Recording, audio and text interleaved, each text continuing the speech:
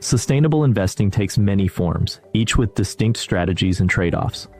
Negative screening avoids industries that conflict with ethical standards like fossil fuels or tobacco, ensuring investments align with specific values. Positive screening takes a different approach, selecting companies that lead in environmental, social, and governance performance within their industries. Thematic investing focuses on broader trends, channeling capital into areas like renewable energy or sustainable agriculture. Impact investing goes a step further, targeting measurable social or environmental outcomes alongside financial returns. While these strategies offer ways to align investments with personal or institutional values, they come with trade-offs. Exclusionary approaches may limit diversification, while impact investments can face challenges in measurement and scalability. Understanding these frameworks helps investors make informed decisions about where financial goals and sustainability priorities intersect.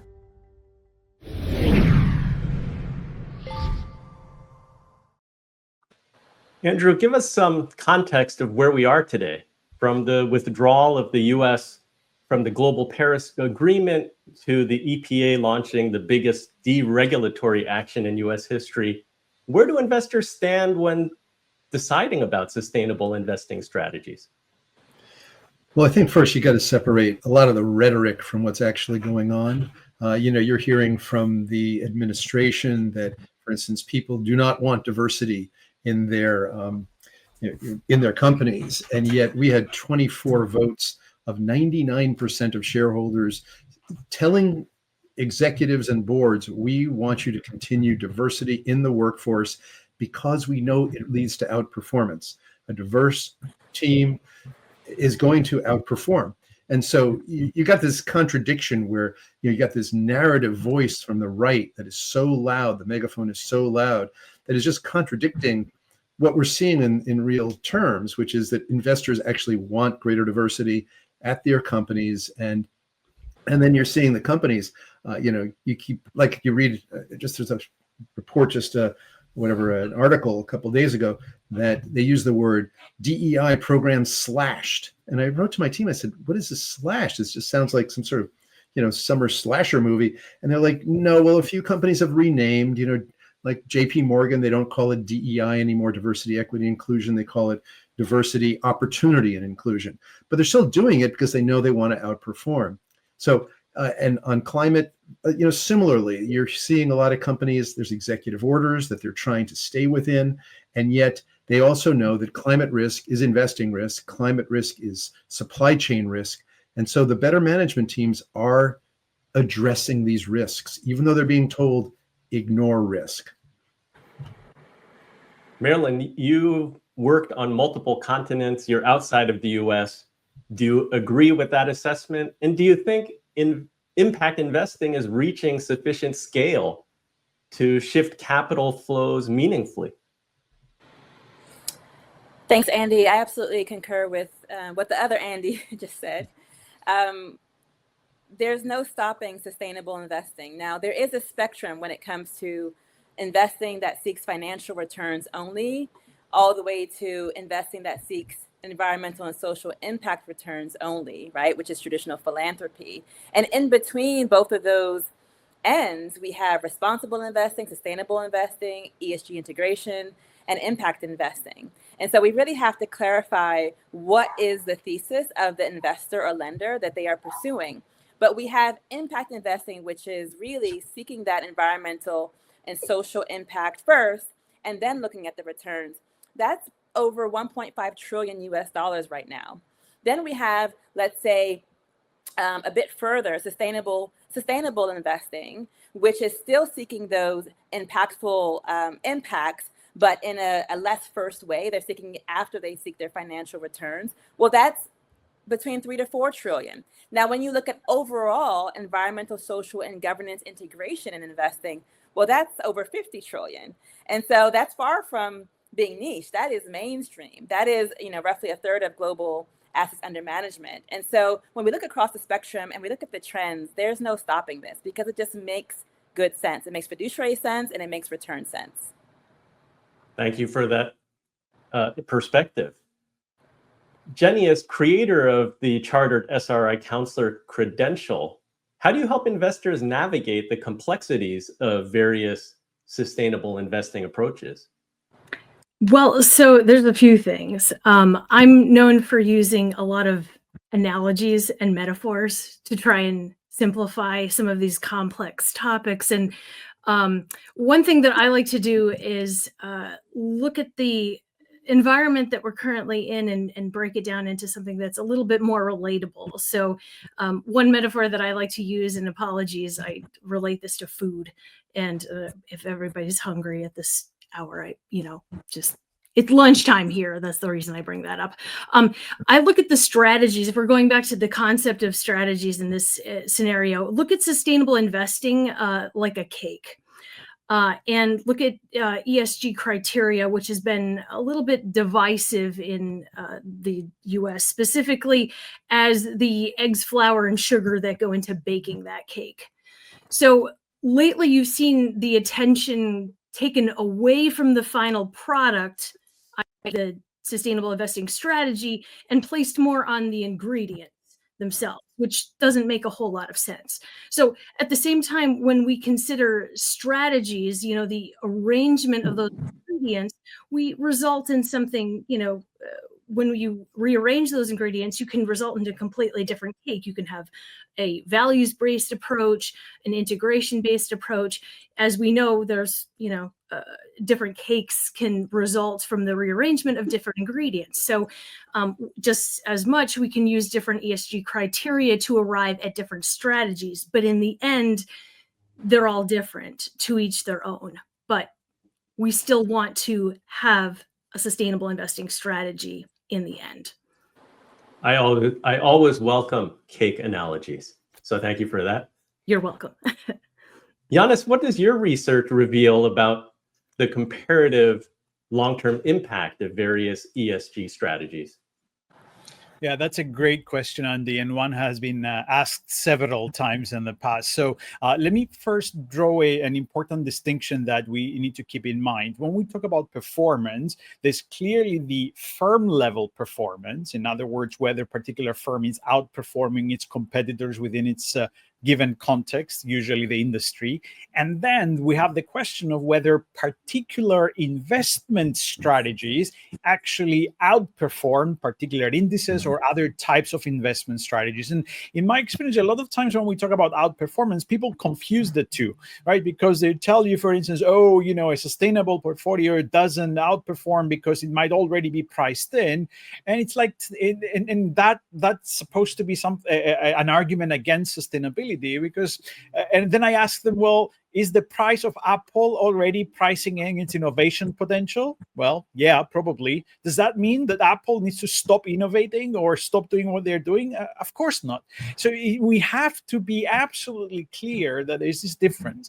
On the firm level, I think we have sufficient evidence that to the extent that sustainability and responsibility is strategically and truly embedded in the organization, then yes, those companies do perform better. And it's in my mind, is rather logical, right? If you have all of these rapidly shifting demands and expectations on the environmental and social front, and then suddenly you have a company that does better stakeholder management, addressing those risks and potentially exploiting the available opportunities, I mean, why wouldn't you expect them to do better? So at the firm level, there's, in my view, at least sufficient evidence to say done right, it leads to outperformance.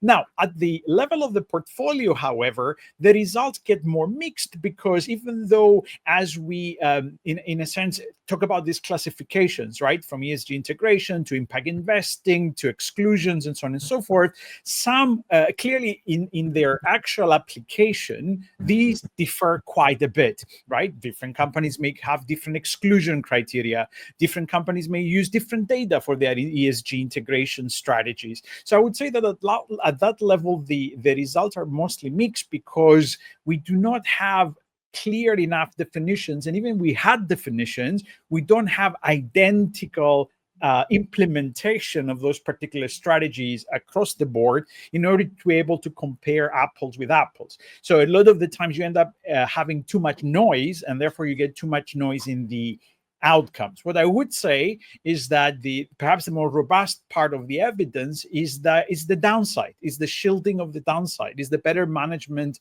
of the risk, more so perhaps than the outperformance, at least at the portfolio level and across these different strategies. Marilyn, your thoughts as a investment person?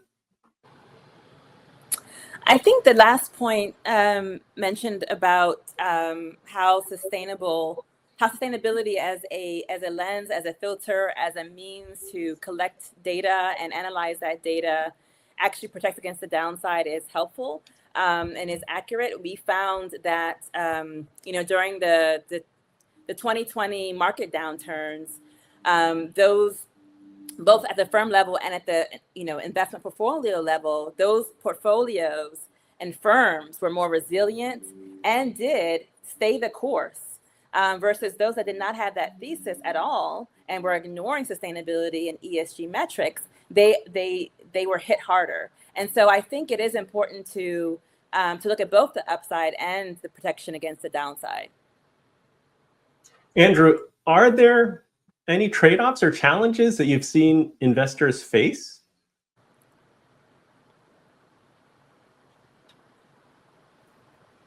You're muted.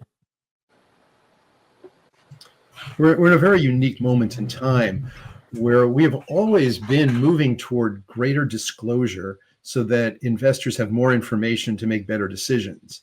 And what we're seeing now is a concerted effort to suppress information. So there's been laws that have been passed in 18 states that have literally made it illegal to assess risk and have made it so that companies that are disclosing are going to be, could be liable for some litigation, whereas investors are saying, hey, we want to have this disclosure so we can differentiate the leaders from the laggards. So when you have this, just the companies are between a rock and a hard place of wanting to disclose because they want to differentiate themselves as being better management teams, as being addressing risk so that they will be overweighted in portfolios. And yet the federal government saying, if you do that, we're going to harm you, we're going to punish you.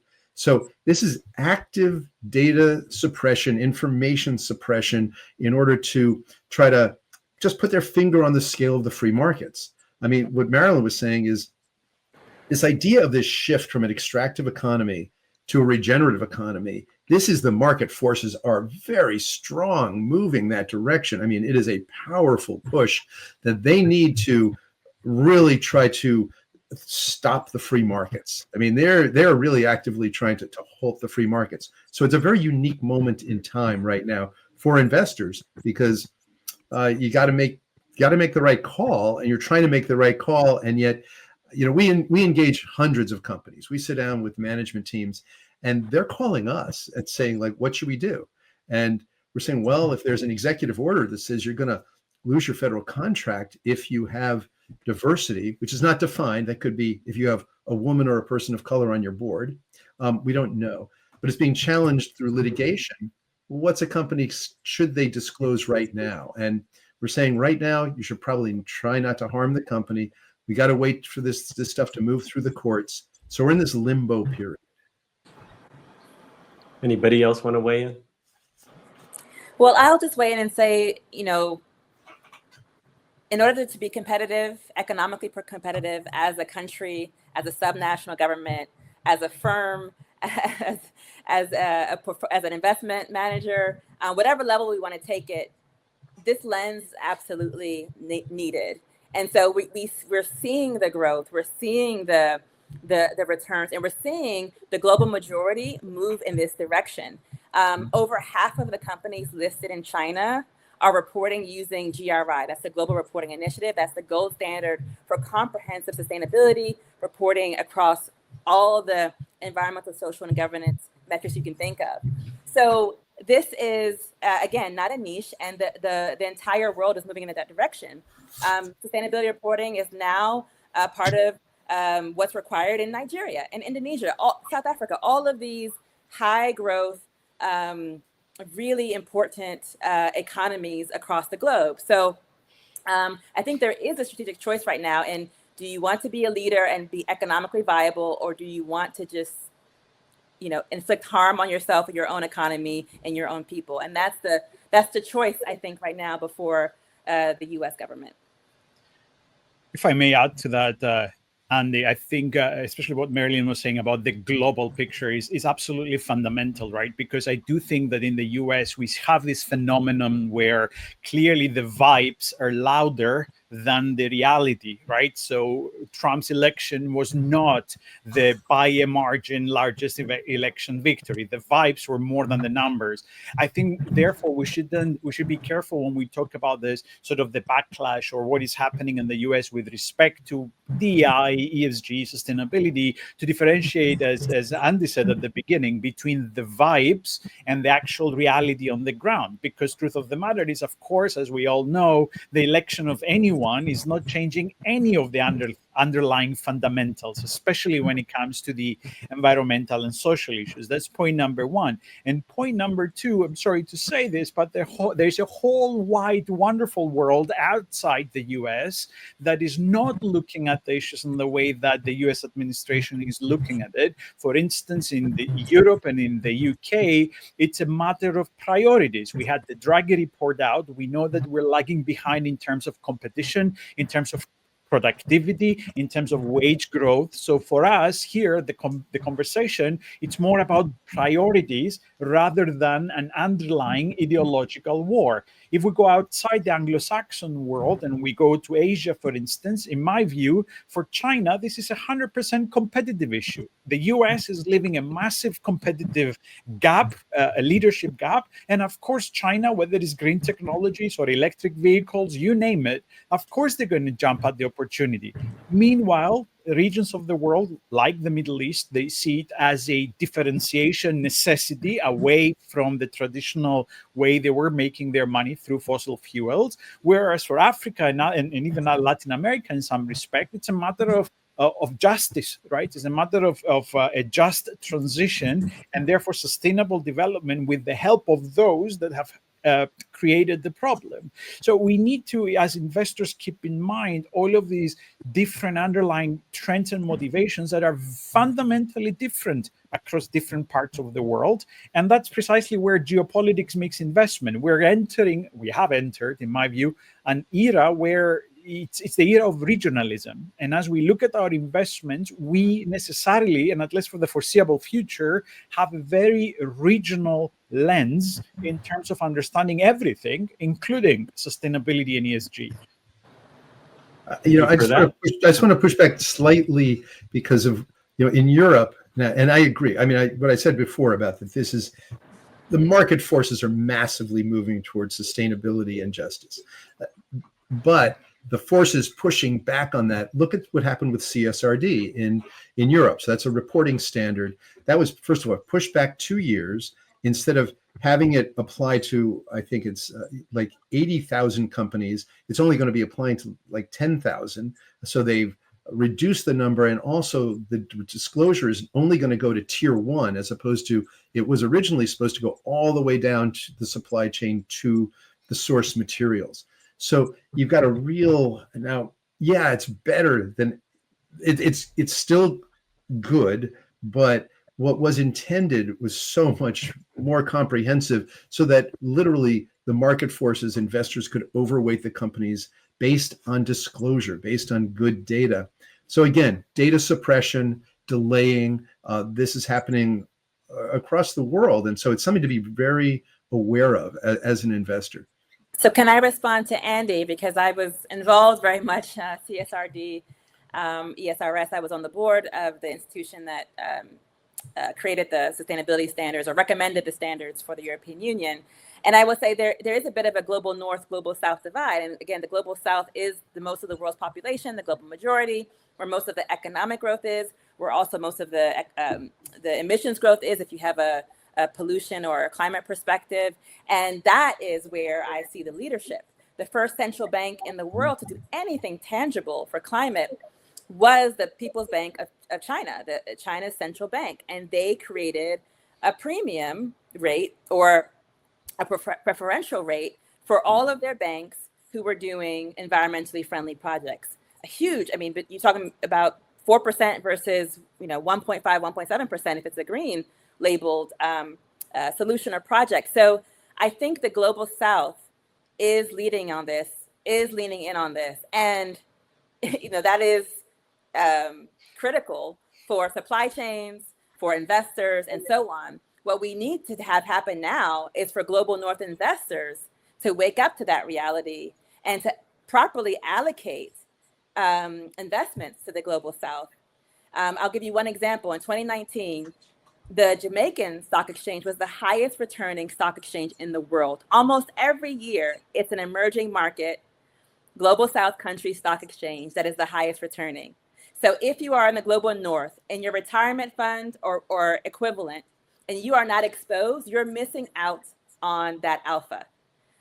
Very little, if any, of the typical Global North investors allocate to the Global South. And that, I think, is a crime, both from a pure financial perspective and from a sustainability perspective. Performance talks. Let's go to segment 2.